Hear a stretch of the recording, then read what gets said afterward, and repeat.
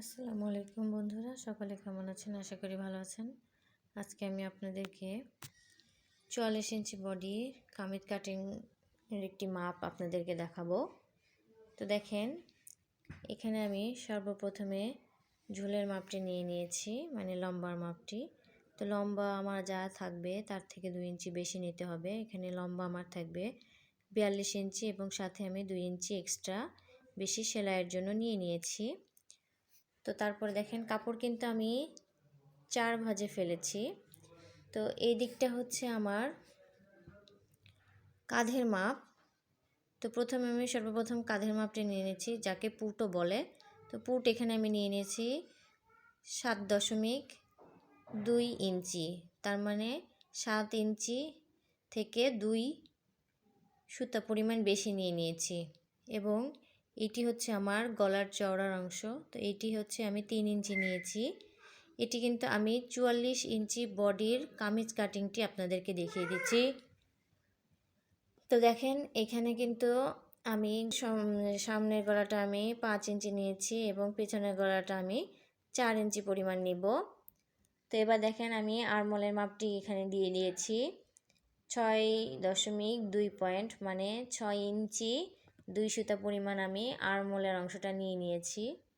এবার এটি হচ্ছে আমার বডি লাইন। তো এখানে আমি 44 ইঞ্চি বডি, যেহেতু তার 4 ভাগের 1 ভাগ আমি নিয়ে নিব 11 ইঞ্চি। এইটা আমাদের কোমরের মাপ 40 ইঞ্চি। তো এখানে আমি 4 ভাগের 1 ভাগ নিয়ে নিব 10 ইঞ্চি পরিমাণ। এবং এটা হিপও আমার এখানে 44 আছে, এখানে 4 ভাগের 1 ভাগ আমি 11 ইঞ্চি পরিমাণ নিয়ে নিব।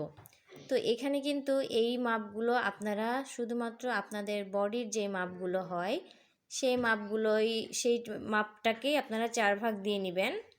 এখানে আমি আমার মেজারমেন্ট অনুযায়ী নিয়ে নিয়েছি।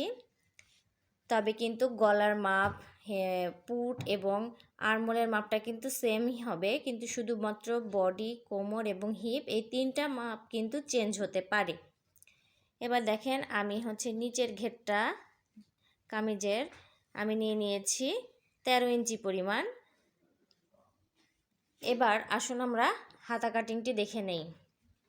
তো প্রথমেই হাতার লম্বার মাপটি নিয়ে নেবেন। এখানে আমি 18 ইঞ্চি পরিমাণ নিয়েছি।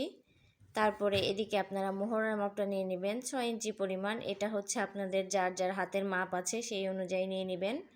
এবং এই যে এই পাশটা যে আপনারা ভাঁজটা নেবেন, আমার এই হাতার কাপড়টিও কিন্তু 4 ভাঁজে ফেলা।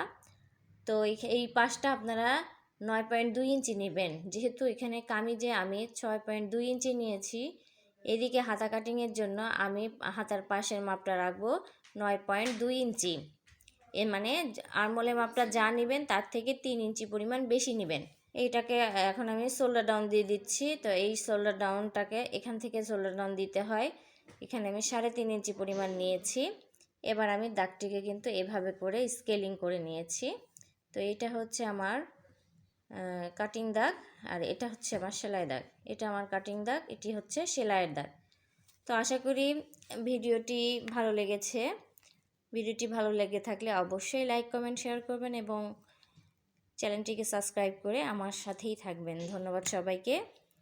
আরও কিছু জানার যদি প্রয়োজন হয় অবশ্যই কমেন্ট বক্সে জানাবেন। আসসালামু আলাইকুম।